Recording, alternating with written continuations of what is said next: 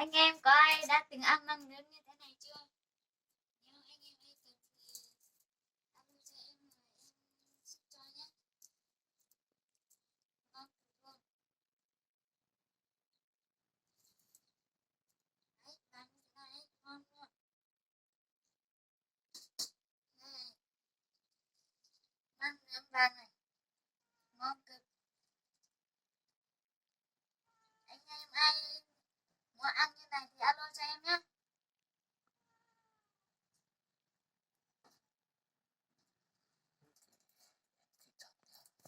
Em sẽ gửi cho nướng nhé.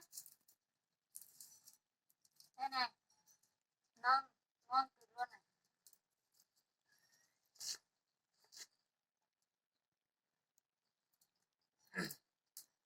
Ai ăn thì alo cho em ship cho nhé.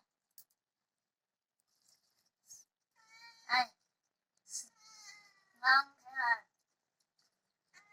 thì alo cho em gửi cho à, cái chưa bao cho anh chị nữa nhé, ngon luôn.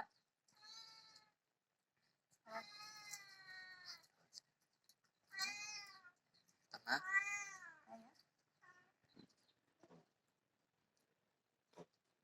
anh chị nào cần thì alo cho em gửi cho anh chị nữa ăn cái này chưa bao cho anh chị nữa ăn nhá, ngon cực luôn. Rồi, vàng này ăn thế này, ngon cực luôn,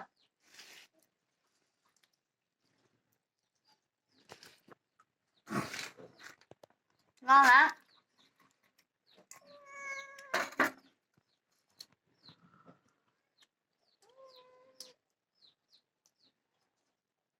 Bữa cơm chẳng có gì ăn mấy cái măng nướng này với trứng vịt lộn với đậu phụ thôi, cơm khô thôi. Mời cả nhà. Ngon cực anh em ơi.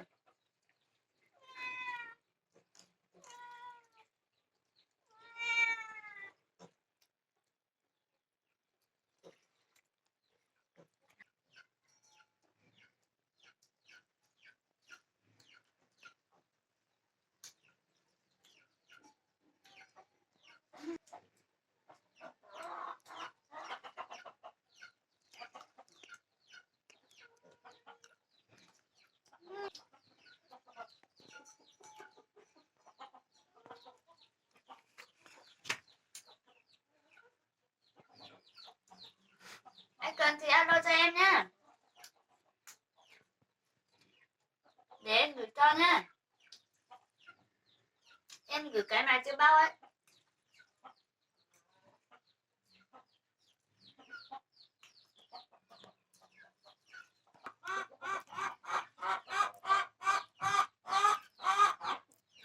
Măng nướng như thế này là cái măng non là nướng làm mới ngon anh chị ạ. Còn cái già thì nướng thì nó không có bỏ nhiều nên là nướng không được ngon mấy. Thì vẫn còn bỏ nhiều thì mới nướng được ngon.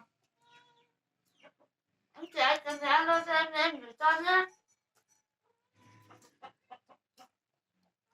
Ngon ạ.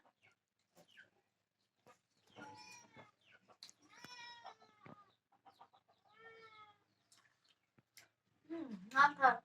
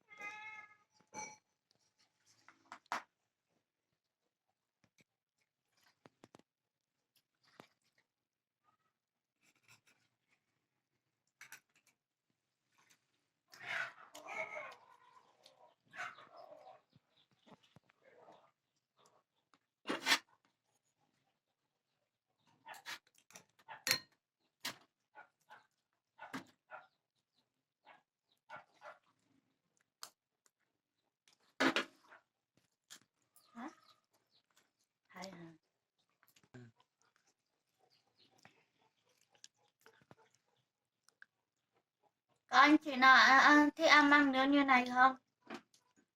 Thì alo cho em đi lấy măng non về nướng ăn nhé. Nếu ai có thích ăn với có nhu cầu mua thì alo cho em rồi em đi lấy về em gửi cho nhé.